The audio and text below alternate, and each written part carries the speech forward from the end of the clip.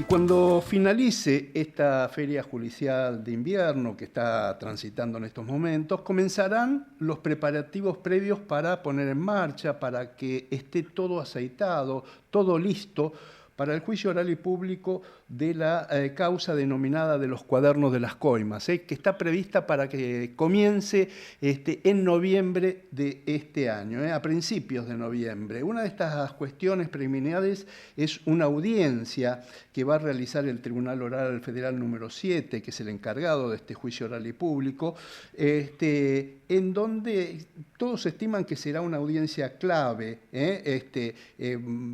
Obviamente van a participar las partes, la Fiscalía, las defensas.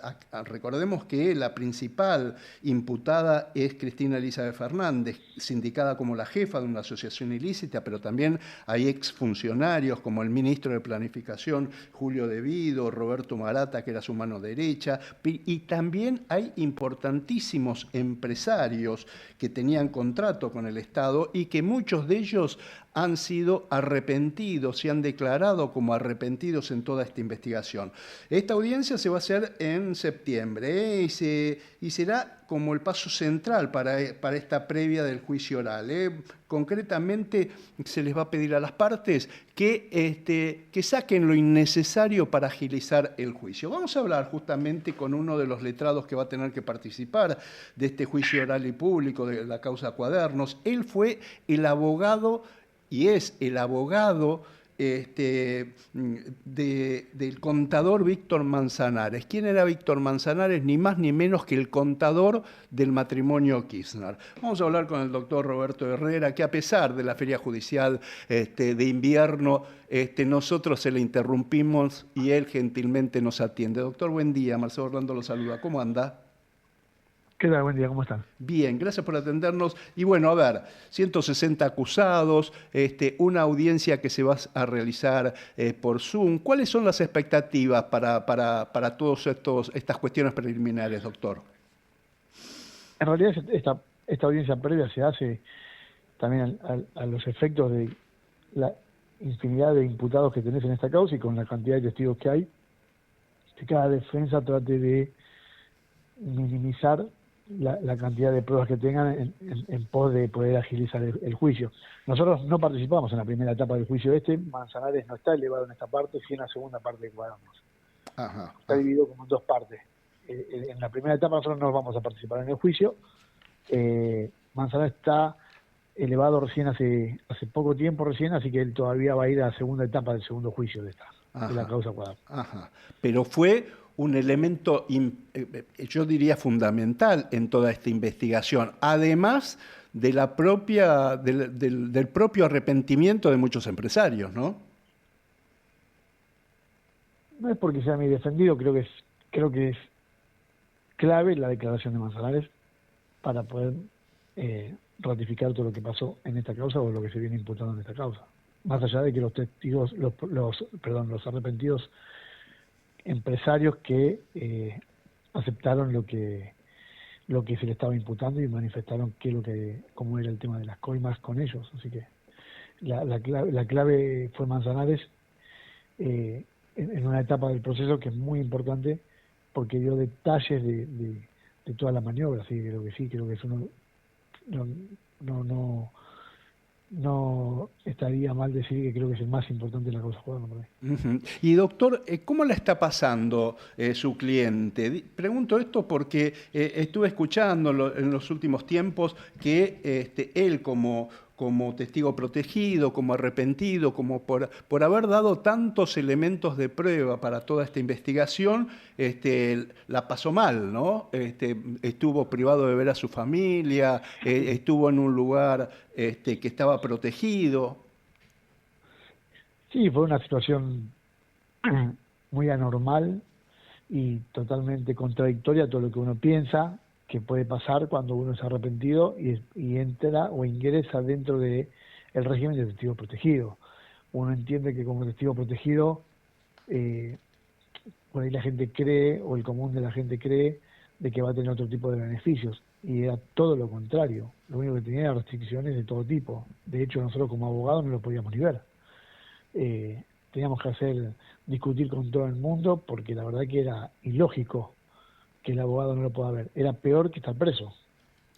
Claro. Era peor. Ajá. Y doctor, le pregunto esto porque quiero hacer una aclaración, porque esto fue en el gobierno de Mauricio Macri, no fue en el gobierno de Alberto Fernández.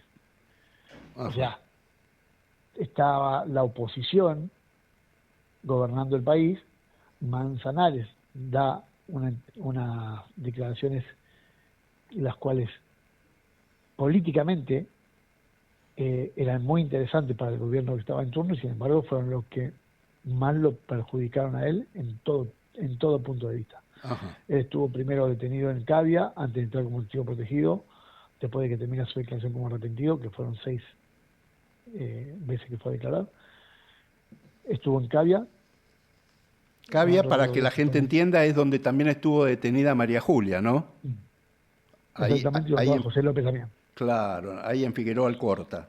En Figueroa Alcorta. En ese predio, Manzanares estaba detenido, no recuerdo bien si fueron 32 o 33 días exactos, con un reflector las 24 horas. Era peor que estar preso, peor.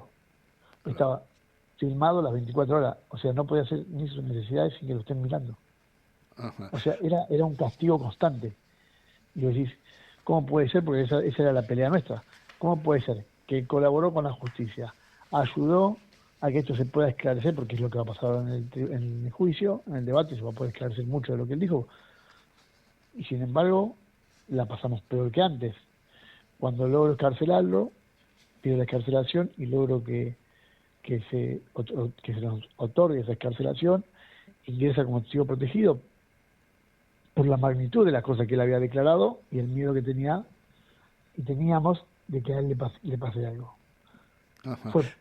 Íbamos en desmedro, digamos, íbamos cada vez peor. En cada paso que hacíamos era peor, no sabíamos qué hacer. Entonces, hasta que lo sacamos de testigo protegido y quedamos con una custodia de él las 24 horas en su casa. Pero bueno, esto quiero que quede claro, porque esto, la verdad que esto pasó en otro gobierno y nosotros, muy lejos de ser kirchneristas, de hecho nosotros somos apolíticos, nosotros ejercemos nuestra defensa con nuestros clientes, pero la realidad fue un maltrato. De hecho, nosotros en una de esas peleas que tuve yo para poder verlo a Manzanares, cuando ya estaba escarcelado, me citaron a las 2 de la madrugada, en pleno bosque, en un monte, en la laguna de Monte. Una locura. Una locura total, porque se vivía muy mal. Nosotros nos seguían varios autos, siempre estuvimos, en esa época, uno se olvida, pero en esa época la pasamos mal, en persecuciones y en todas las cosas que nos iban pasando, y que nos citen ellos protegiéndolo a Manzanares, trayéndolo de otro lugar, porque no es que estaba en ese lugar, lo traían en otros vehículos a las 2 de la mañana a trasladarlo. La verdad que fue una locura. Pero bueno, así fue lo que pasó. Doctor, ¿se podría decir que ya la Corte le puso un coto a todas las medidas dilatorias, las chicanas procesales, que apelaban justamente para hacer tiempo, para dilatar todo este procedimiento? Es como que la Corte en un momento dijo, bueno, basta, ya no hay más apelaciones. No es que no hay más apelaciones. Las apelaciones van a seguir existiendo. Uno va a poder recurrir igual en la medida en que uno crea que esto no, o que la sentencia, las resoluciones que recaigan sobre alguno no están bien para algún defensor, y está perfecto. La vía de recurrir va a estar siempre. Lo que sí se puso ahora es una final, digamos, es como que le está dando un corte, claro, a que esto ya se resuelva de una vez por todas. No te olvides que estas causas, la mayoría de estas causas, son de más de 10 años. Claro. Tuvo una instrucción muy acelerada y de repente se frenó totalmente, ¿no? Y tenés el caso Otesuri y los Sauces. ¿Cuántos años es que estamos esperando? Claro. Ya con una decisión de casación de que el juicio se tiene que hacer. Claro. Y se va a poder, porque ahora comenzaron el tema en la causa vialidad, el tema de los decomisos, el tema de las intimaciones para pagar, que se termina el 13 de agosto, son los 10 días hábiles, pero por la feria se dilatan hasta agosto, y a partir de ahí empiezan o pagan los imputados y los condenados o le empiezan a rematar los bienes. todos estos decomisos pueden lograr que los argentinos recuperemos plata de lo que nos robaron. Creo que parte se va a poder llegar a recuperar. Pero va a ser una tarea muy difícil. No te olvides que en la causa de vialidad, Cristina en el año 2016, fines de 2015, principio de 2016, no tengo tampoco la fecha exacta, pero sí participaba en Manzanares en esa función de contador de la expresidenta. Ella hace una donación de sus bienes, en lo cual que en ese momento no recaía sobre ella ninguna condena. O sea que yo lo veo un poco difícil que esos bienes puedan volver al Estado. Ajá. Bueno, O sea que sí, la declaración hay jurada... jurisprudencia para los dos lados, pero yo la realidad creo que técnicamente va a ser muy difícil, porque para eso deberías cambiar la ley. Es cuando la expresidenta hace la donación de todos sus bienes para sus dos hijos, no tiene ninguna condena. A pesar de que se demuestre que esas donaciones que ella hizo venían de plata mala vida. No, yo creo que ese es el único vericueto que van a tener como para poder, digamos, obtener los bienes de nuevo.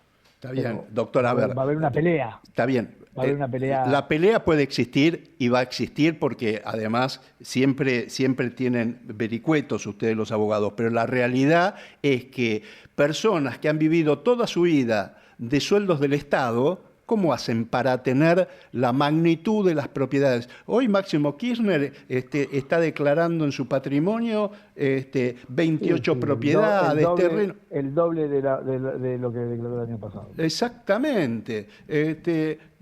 Florencia Kirchner, que no tuvo un trabajo estable en su vida, tenía 5 millones de dólares en su caja fuerte. No, pero esos 5 millones de dólares que tenía Florencia Kirchner era producto de la herencia del padre, que era cuando había fallecido Néstor Kirchner. Ahora, podés entrar en un terreno muy, muy delicado si querés, y también tenés para pelear para los dos lados. Si vos pensás que si vos, Orlando, pensás, sino el común de la gente, uno piensa, la plata mala vida debería volver al Estado, ya sabiendo de cómo se venía. Bueno, vas a tener muchas discusiones también al respecto. Seguro, pero la realidad es que... Esto me hace recordar también cuando Macri, siendo presidente, dijo que su padre también colaboraba con el Estado y se hizo millonario también haciendo acuerdos con el Estado. O sea, podés pelear para los dos lados. Y te digo las dos oposiciones fuertes, pero la realidad es que si es plata mala vida, debería volver. El tema es el tiempo que se lleva. No te olvides también en la causa la ruta de Hidrocá, en la cual Lázaro fue en Austral Construcciones embargado en su totalidad, con todos los bienes que tenía, con las maquinarias, y las maquinarias están todas arrumbadas. No, está claro, pero a ver, Daniel Muñoz, un secretario privado de... Una millonada de plata se perdió ahí. Pero bueno. Y sí, pero... Por no resguardarlo bien, por no ponerlo en los galpones correspondientes, dejarlo. Yo voy a Río Gallegos y veo eso todo la intemperie, Nadie se le ocurrió moverlo. Nadie se le ocurrió guardarlo, protegerlo para el Estado, porque sabían que esto podía tener una sentencia de esta forma. Claro. Ahora, si esto hubiese sido al revés y hubiese salido absuelto Lázaro Báez, le hace un juicio al Estado donde todos deberíamos pagarle una millonada de plata por todo lo que perdió, porque toda esa máquina está retirada. Claro. Bueno, pero... No se les ocurrió a nadie. Pero ver, todos los que estaban cerca del poder del kirchnerismo, estamos hablando de Daniel Muñoz, que se murió con 70 millones de dólares de patrimonio. ¿Cómo hace un secretario privado de un presidente? No, 70 millones de dólares en Estados Unidos nada más. Ah, bueno, sí, en Estados Unidos. No, 70 solamente en Estados Unidos, solamente claro. En propiedades en Estados Unidos. No, el patrimonio de él. No, está claro, sí. Era más todavía. No, muchísimo más. Claro. Bueno, a Cristina en esta causa Cuadernos se la acusan de recibir bolsos en su departamento de Recoleta y tiene 540 hechos comprobados. Por eso. Sí, va a ser... Sí. Creo que esta causa va a ser muy dinámica, y creo que va a ser con el vaivén de los testigos y de los... Porque hay que ver ahora también cómo sostienen los empresarios que realmente... Porque hubo muchos después que se contradijeron, dijeron, lo dijimos para no estar preso y lo dijimos porque fuimos presionados. Bueno, entonces ahora hay que ver en el devenir del juicio, cuando todas las declaraciones comiencen. ¿Usted le hubiera permitido que lo apreten a Víctor Manzanares en una audiencia judicial? Para que te des una idea, no permití ni que lo apreten los que lo tenían como testigo protegido. Claro, claro. Y es lógico. Y como usted todos, o sea que después, como estrategia, uno puede decir, uy, me apretaron, bueno. pero la realidad es que hay que demostrar eso.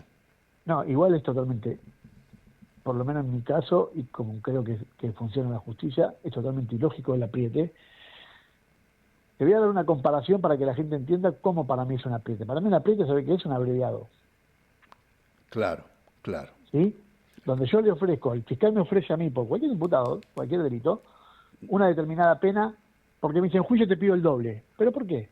Si vos con un abreviado me estás diciendo que igual es culpable, ¿y por qué me darías 3 años en esta causa, en un abreviado? ¿Y por qué entonces, si yo creo que va a salir absuelto mi cliente porque pienso que no tenés razón, y creo que en juicio lo puedo demostrar, me querés pedir 7? ¿Eso no es un apriete? Claro. Bueno, sin ir más lejos, con las multas de tránsito pasa lo mismo. Es lo mismo. Declarate culpable. Eso es un apriete. Ahora, exactamente. Cuando uno va a declarar como arrepentido, uno está con su letrado, están los secretarios de la fiscalía, está el fiscal, o sea, y todo eso, ¿en qué momento te pueden apretar si vos estás con tu defensor? Tal cual. Y es una decisión tuya. Tal cual. El ir, o en tu defecto, un acuerdo entre partes de lo que es tu defensa y el imputado, para recién ir a proponérselo a la fiscalía, porque el que propone para ser arrepentido es el propio defensor. Claro, claro. Doctor, la última, el juicio del entrevero donde se le sigue a su otro cliente, ¿cómo se llamaba el marido de la vedette, de Karina Jelinek? Fariña. Leonardo Fariña. El entrevero, está suspendido por la feria, ¿no? No, ya lo terminado. El entrevero ya se terminó. Ah, ya se terminó. Ajá. Ya se terminó, se hizo una unificación de pena para todos, porque la realidad es que el entrevero era un hecho más de todo lo que se había dicho en la ruta local. Lo que sucedió ahí fue que se trazó porque Uruguay tardó en mandar la documentación y quedó esa parte en instrucción. O sea, quedó un solo hecho, pero que ya estaba hablado en la ruta del dinero en el juicio. Era uno más de todos los hechos. Perfecto. Doctor Roberto. Se abrevió con todos como para poder finalizar ese juicio, porque la verdad que también, si no, no se podía hacer un juicio nuevo por algo que ya estaba hecho, ya estaba hablado, ya se había... Fariña, cuando declara como arrepentido, también este hecho lo pone en ese mismo juicio. Entonces, quedó simplemente por una cuestión técnica de la documentación que nos mandaba Uruguay. Claro, claro.